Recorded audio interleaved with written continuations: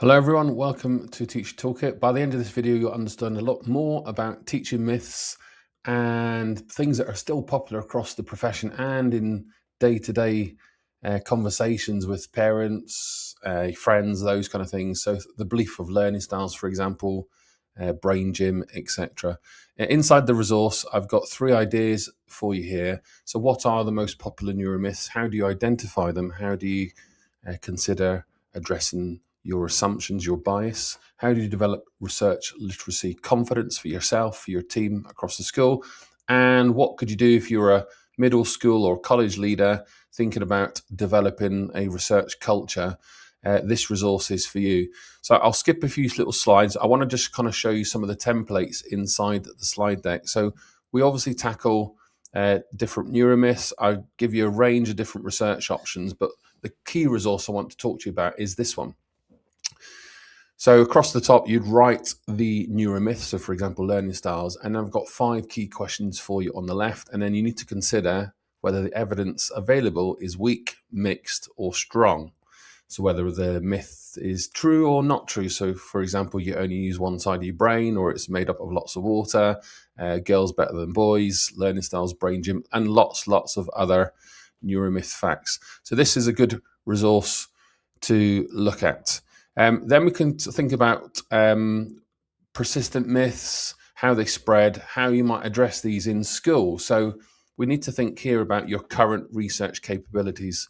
So on this resource, I'd encourage you to go down row by row and traffic light your own current abilities. So left, middle, or right. What we're looking for here, at least as a minimum, is that you circle all the middle columns. And this resource is inspired by a piece of research published by the Department for Education. In terms of developing research literacy yourself or what other people that you work with, key template I want to go through here is helping you identify red and green flags. But here we've got popular ideas, strategies at home and in school based on visible learning meta X. So I've mixed them up here. I'm going to skip the next slide very quickly. But what I would like you to consider here is, for example, in the bottom left, you have ADHD. Is that in the right column? So what I mean by this, if I have ADHD, what impact does it have on my final outcomes at exam level? Would it be low, medium, or strong? And those kind of things. So put these in the right place. I'm going to skip that slide very quickly with the answers and then talk to you about how do we build confidence. So here's a template for checking evidence with looking at various sources, contexts, mechanisms, and I've given you some prompts here. I've given you another version of it here with maybe 5 tests and what it might look like in terms of confidence levels. And I've given you a blank template here to play around with too. There's also a survey, true or false, with some popular myths. I'm going to skip that slide with the answers. Lots of questions to consider. We've also got a research to practice trial plan. So here's what it would look like filled in with some prompts, and here's your blank template. Other key resources. So when we talk about whole school implementation at college level, lots of principles and popular instruction methods to consider. But how do you conduct your own research trial in school? So for example, if I conduct retrieval practice at the start and I'm not sure what impact it has, I might want to trial doing this with a class at the start of the lesson versus another class, which would be my sample class, at another time of the lesson and gather the data. And then we can start to look at claims. So learning styles do the work. So here's a little template to help.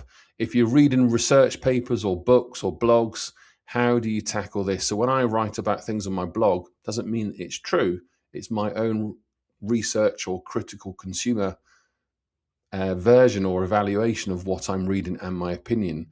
So someone writing it on a blog doesn't necessarily mean it's true. And a lot of teachers do write or read other people's blogs.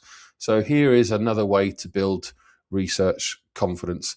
And then how you might develop research literacy across the entire school or college organization. Here's my month-by-month implementation plan. What we want to do for teacher professional learning is avoid that flash in the pan or that spray and pray approach to professional development. So here's a mixed method that I would use based on the resources and ideas in this slide deck. What we're looking for here is a month-by-month methodology to build that confidence, so it's embedded into our CPD priorities. Now, you would rip this one up and come up with your own version, so this is just my suggestion. And as ever, I've given you a blank template to consider, so you might want to stretch 1 or 2 concepts out over a term rather than by month. And I've also given you lots of CPD questions to reflect on for yourself or in your own teacher training scenarios, plus all the references from the paper.